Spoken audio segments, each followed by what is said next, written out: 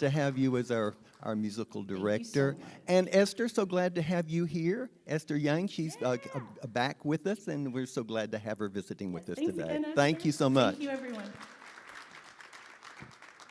Well, I am very, very glad and happy to be able to introduce our guest speaker for today. Greg Bowen, he's a public relations professional, he's a writer, he's also a member of Renaissance Unity and serves as a prayer chaplain at Renaissance Unity. He has created, by the way, his talk title today is Choosing Happiness as a Spiritual Practice. Sounds good to me. He has created I Choose Happiness, a fan page. It's on Facebook with his messages of hope, and it's reached over 200,000 people so far, living in 44 countries. His book, I Choose Happiness, is a 30-day guide to living well. Was created to help people to decide to live happier lives and learn how to maintain their happiness despite circumstances. So I invite you to give Greg a warm welcome, applause. Glad to have you here, Greg. Thank you. I am so happy to be here. I'm going to hit my mic button. And 1, 2, 3. Testing, 1, 2, 3. Can everybody hear me? All right, fantastic. I am so grateful for the opportunity to be with our beloved youth here in Windsor. I have had the honor and the privilege of going to different unity churches all over the area talking about our message of love and joy, because I think of unity as a joyful experience wherever it is.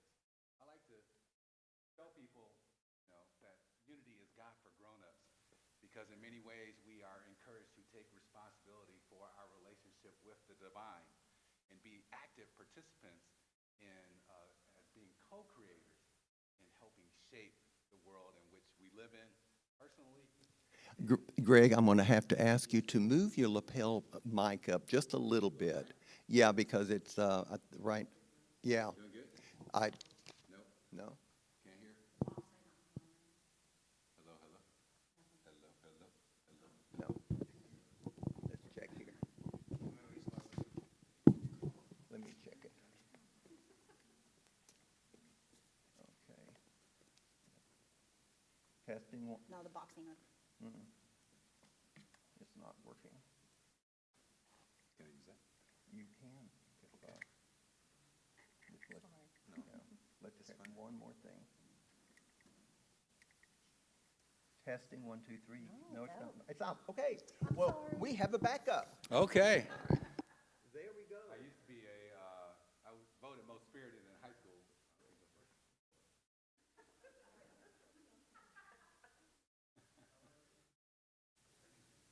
You can feel what I'm saying. Test. Oh, I think we have it. There we go. I was going to say I was voted most spirited in high school, and so I'm very used to projecting my voice out there into the universe. And it's good because, May, the 5th month of the year that we're in right now, is Unity. We celebrate it as Power Month. And the apostle, one of the 12 powers that we focus in on in May, is the apostle Philip, right?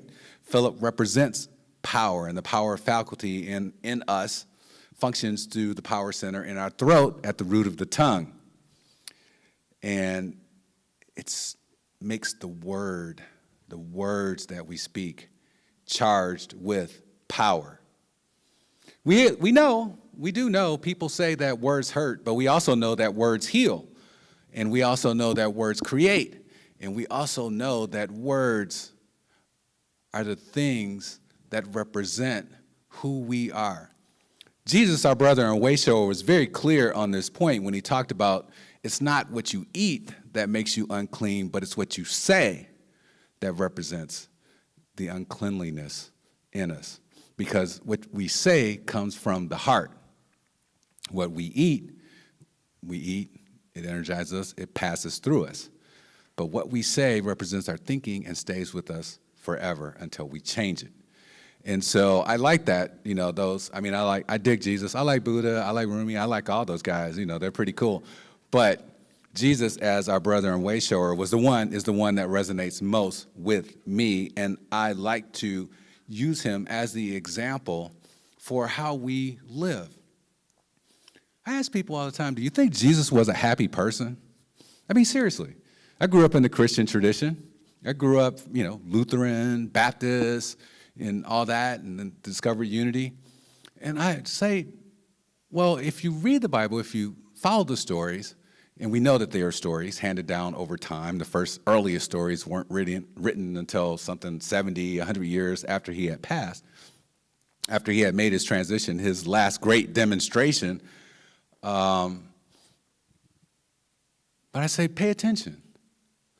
Because what he is telling us is to not look at him pointing at the moon, but to look at the moon. Pay attention to what he was trying to teach us. His very first miracle comes in John chapter 2. Chapter 2. You will remember this when I start saying it, when Jesus turns water into wine. And the story goes, on the third day, a wedding took place at Cana in Galilee. Jesus' mother was there, and Jesus and his disciples had also been invited to the wedding. When the wine was gone, Jesus' mother said to him, "They have no more wine." "Dear woman, why do you involve me?" Jesus replied, "My time has not yet come."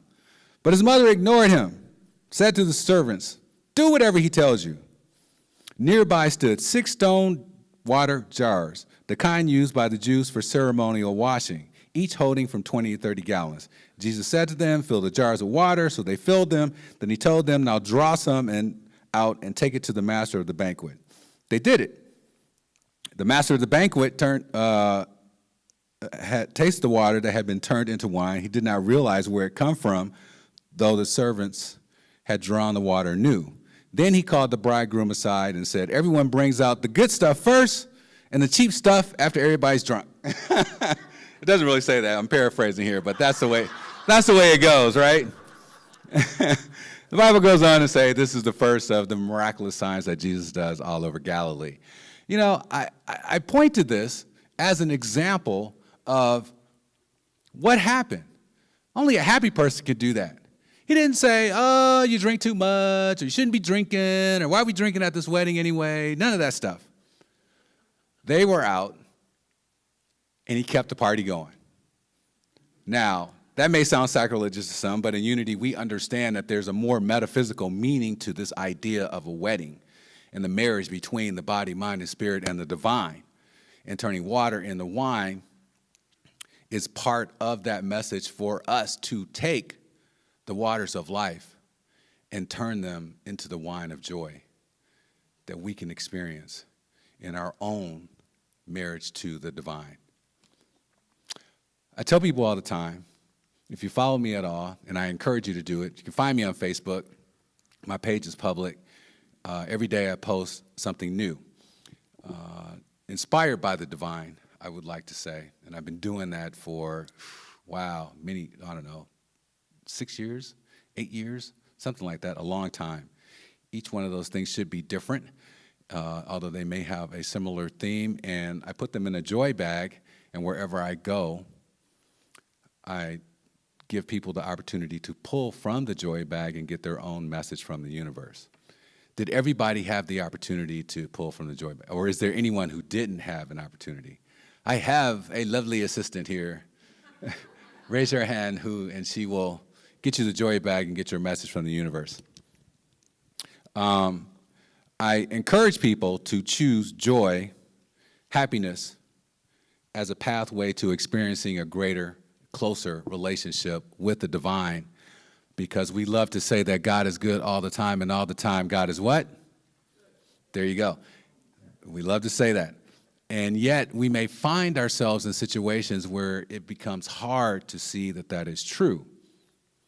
These are the times when we must focus in even more clearly on the good that is present. When we do that, when we stay centered in the moment, when we focus on the good in the moment, that is where we find God. Now, God is love, God is joy, God is peace, God is happiness, all of those things. God is principle. And all those things exist wherever we are, no matter what's happening, but we have to pay attention to it. I've been in some challenging situations before, as we all have been, right? I'm not going to tell you some really sad story or something like that. But I will tell you, just this last weekend, I was traveling, and I had a 3-hour delay. I couldn't get the car. I got to the hotel. They said it was booked. I said, what do you mean it's booked? I booked this 3 weeks ago. Mind you, this was at 4:23 in the morning, and the cab had already left. The lady was very nice, and she was very apologetic. I'm so sorry, I'm so sorry, I'm so sorry. And I could see, the stress in her eyes, and she could see that I was tired and weary as well. And I said, well, I have some colleagues that are staying at this hotel. I'll tell you what, I'll just take a seat here in the lobby and wait for daylight. While I was sitting there, and the lady was talking, and she was talking to the security guard, and I was really tired. And I said, I know this doesn't look good, but God's good is working for me now. I just held on to that thought. I plugged in my phone.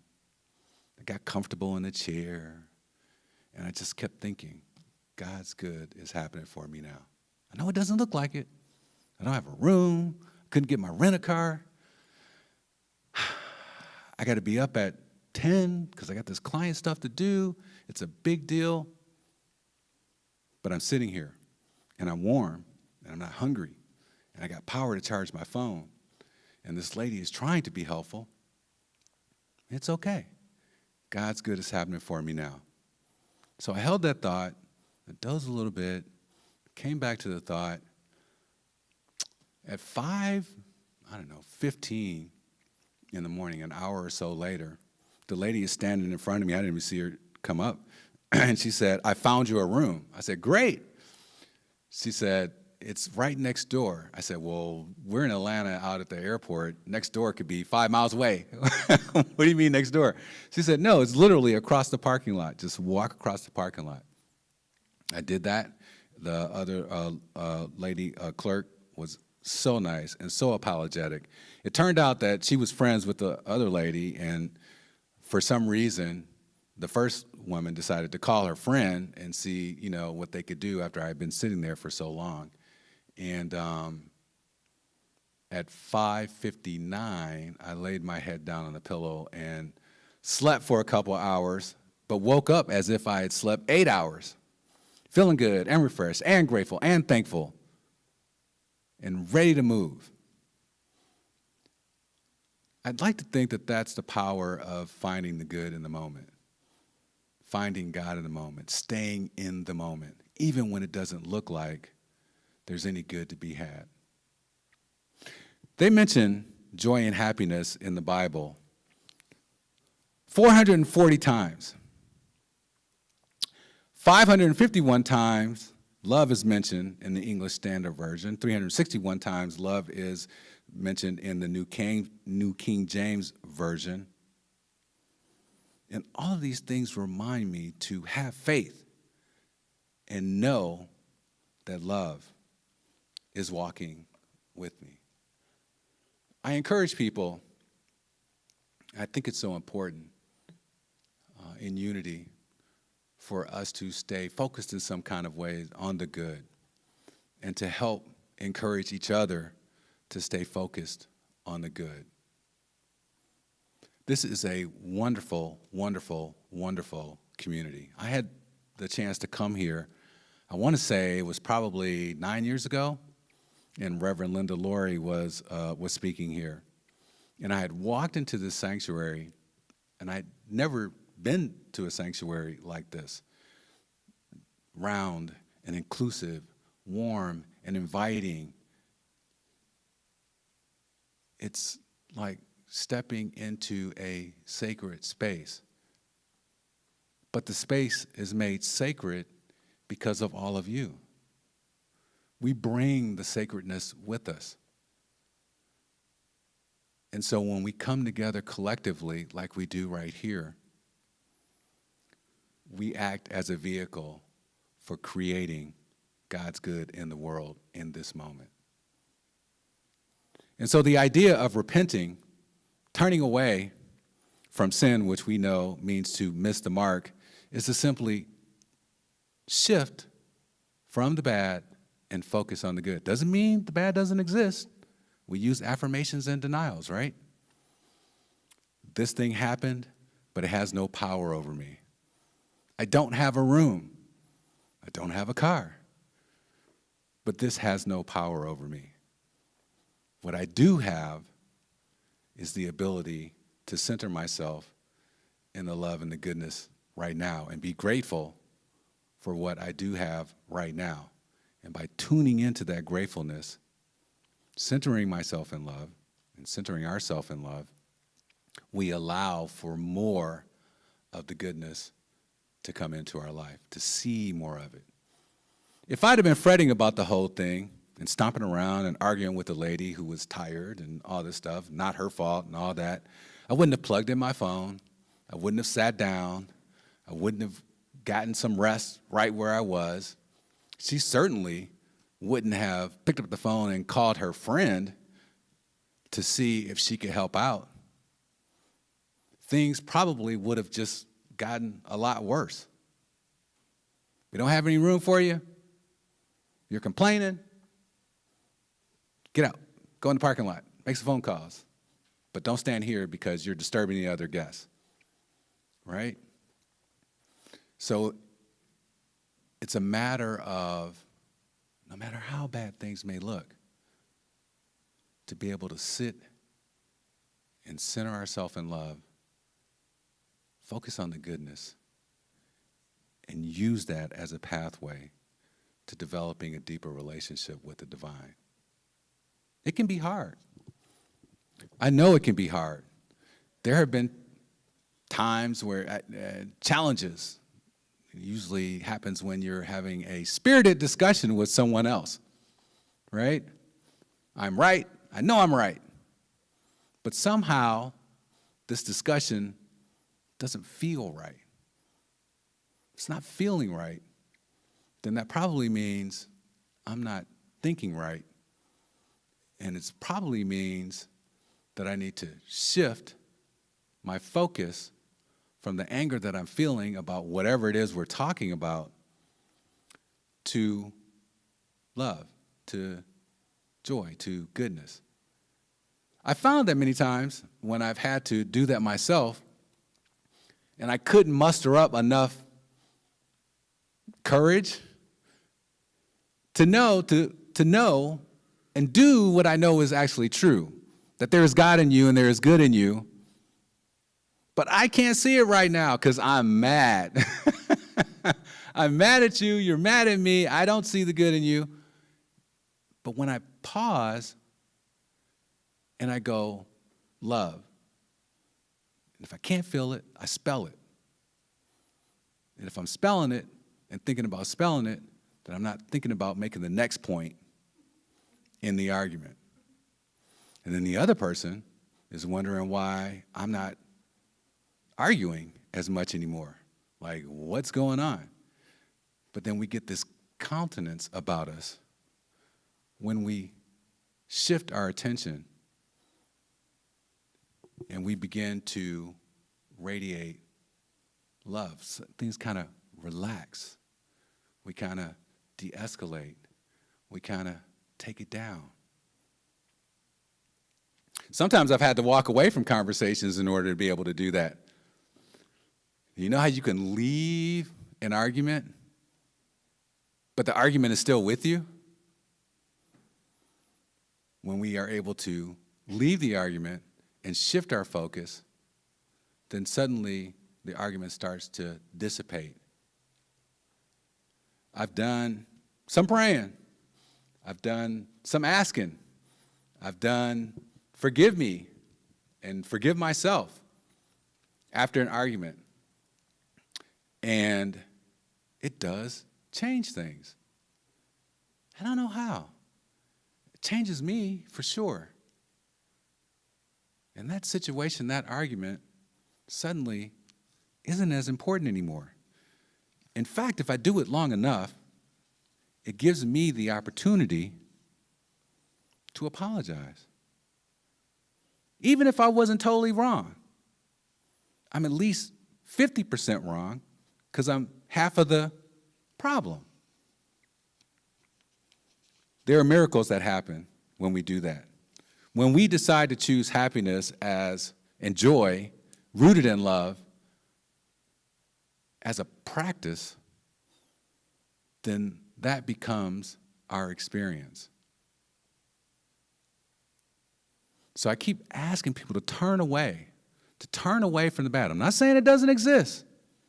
Yep, that flat tire is there, but there is some good in this situation. I got a spare.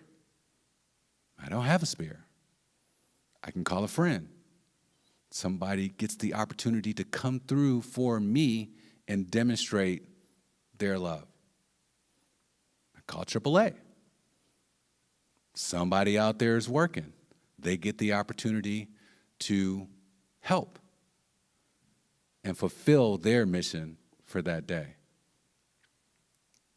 It is amazing. And then we're not stressed about it. I'm never in a hurry to get anywhere. I used to be in a hurry, a lot. I was a reporter. I was a press secretary for the mayor of Detroit, Dennis Archer. Everything was rush, rush, rush, rush, rush. Go, go, go, go, go. I did learn from him, though, that you can never be in too much of a hurry to not be nice. You can never be in too much of a hurry to not hold the door, to not let somebody else go in front of you. You can never be in too much of a hurry to complain about the person who is speeding in front of you and cutting you off. If we recognize that that person has some place to be too. All of these things become opportunities for us to recenter ourselves and pray for that guy that just cut me off. He's in a hurry. I hope he doesn't hurt nobody or himself. Slow down. So choosing happiness as a pathway to experiencing a closer relationship with the divine is a constant effort. I don't mean you have to do cartwheels all the time, scream at the top of your lungs, but having a real sense of well-being and contentment. That's joy. And we get that by being rooted in love. And what is love? Well, you know what love is. You know it when you feel it. It's that feeling you have when you just sit outside and everything's okay. Or when you're holding the hand of someone that you care about. Or when you get a hug and you stay in that joy. And when you think about laying your head in your mother's lap and her patting you, saying it's going to be okay. Or grandma, or auntie, somebody gave you that opportunity. It's that relief that you get when you know that you did something really, really, really wrong and you're going to face the music, and instead of admonishing you, they go, that's okay. That's all right. It's going to be okay. That kind of love that we experience all the time. When we pay attention, when we stay rooted in it, it allows for us to have the opportunity to do the same thing for others. If you can remember that feeling that you had when you knew that you were wrong and you were going to get it, and it, we know that as a kid, it could happen as an adult. You made a mistake, you're going to see the boss, and they say, it's okay. That feeling of relief. That's how love can manifest itself.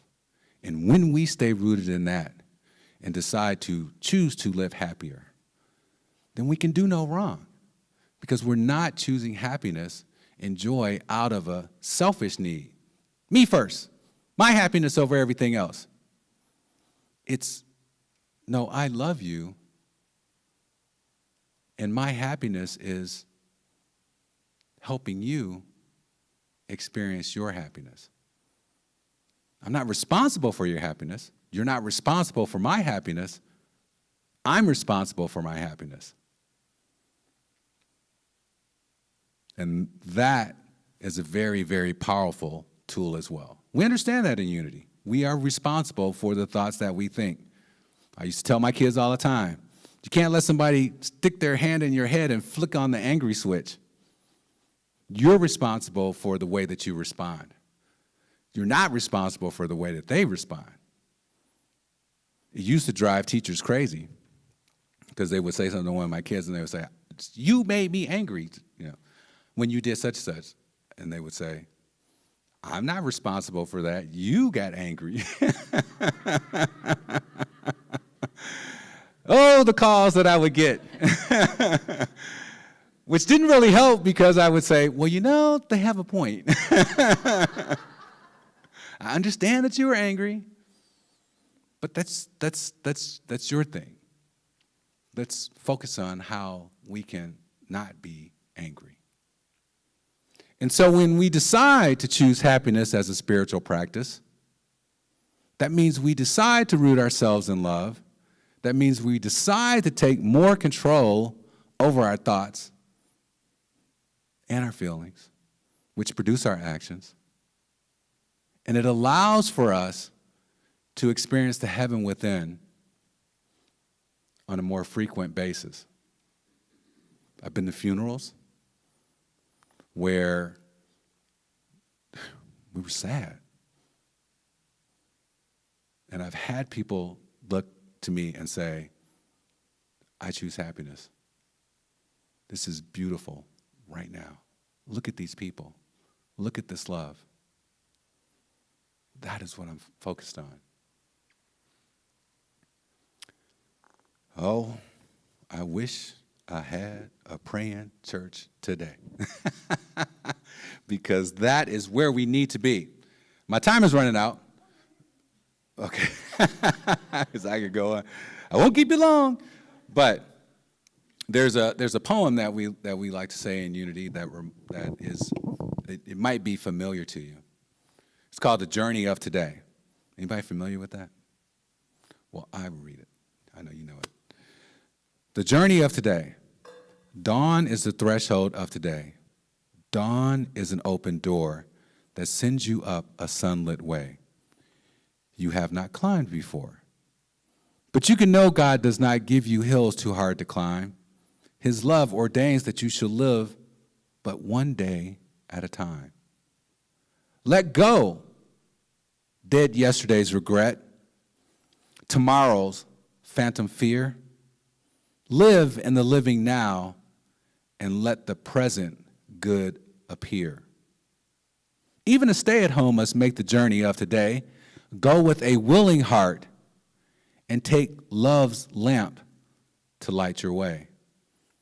Let prayer be the staff you lean upon. With faith your feet be shod.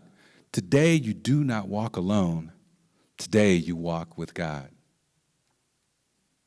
And wherever you are, God is, and all is well. So join me on this journey of choosing joy, rooted in love, as a spiritual practice. You deserve it. Thank you for letting me be here today.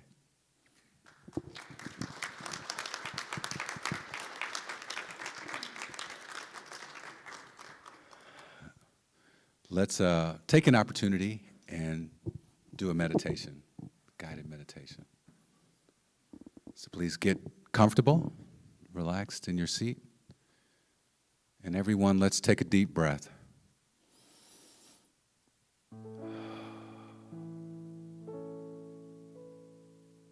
And let's take one more deep breath.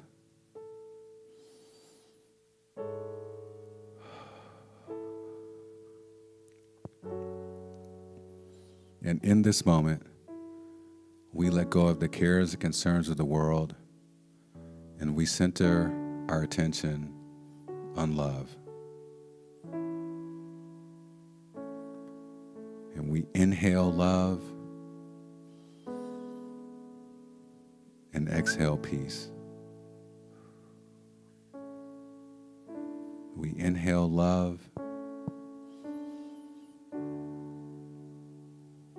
and exhale peace.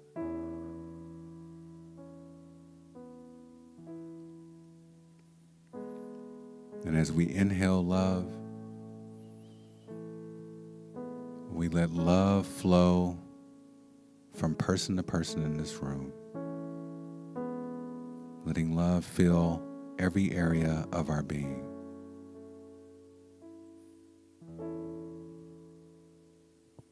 It is in this circle of love that we place the people on our heart and mind in this circle and envelop them in love as we sit for a few moments in the silence.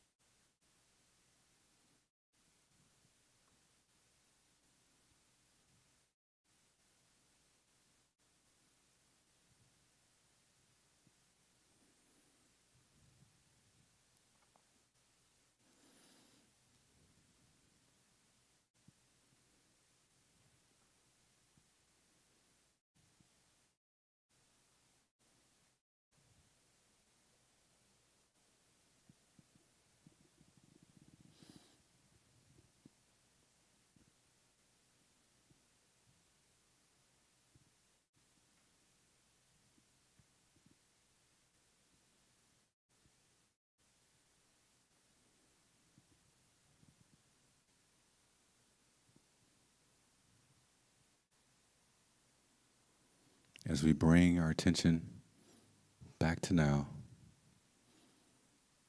we give thanks for the love in this room. We give thanks for the love in our heart.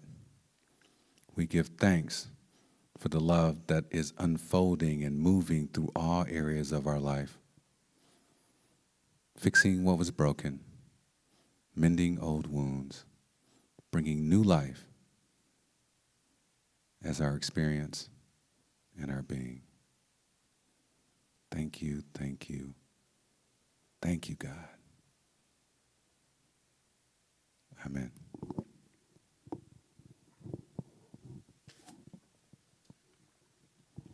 Thank you so much, Greg. Let's give him a hand. Appreciate you being here. Yeah. It's wonderful to be reminded that the choice of joy, of happiness, is ours.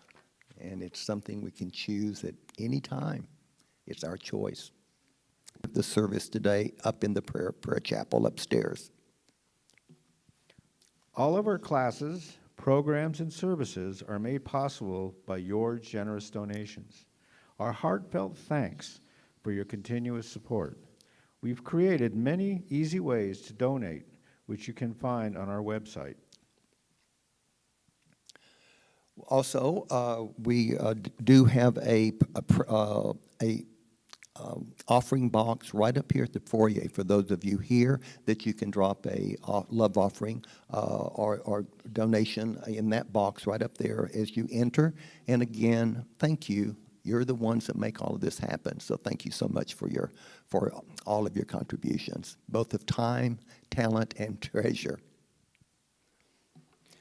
We now invite you to stand up and let's open our hearts and minds in gratitude as we close out by speaking silently to ourselves, or speaking out loud, or silently to ourselves, our love offering prayer, followed by the peace song and the prayer for protection. Divine love in me and through me blesses and multiplies all that I am, all that I have, all that I give, and all that I receive.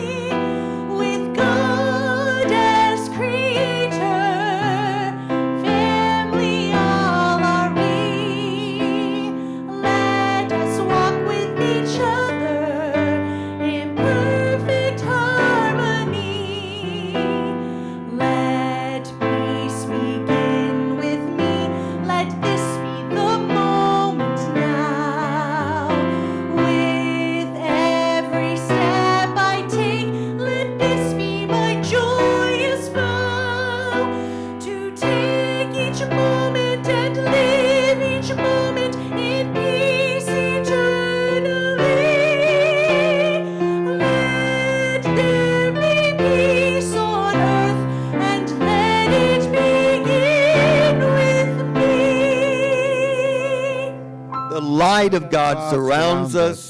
I am light. The love of God enfolds us. I am love. The power of God protects us. I am power. And the presence of God watches over us. I am present. And wherever we are, God is. I am divine. And my friends, you truly are. Thank you for being here, and please join us upstairs for refreshments.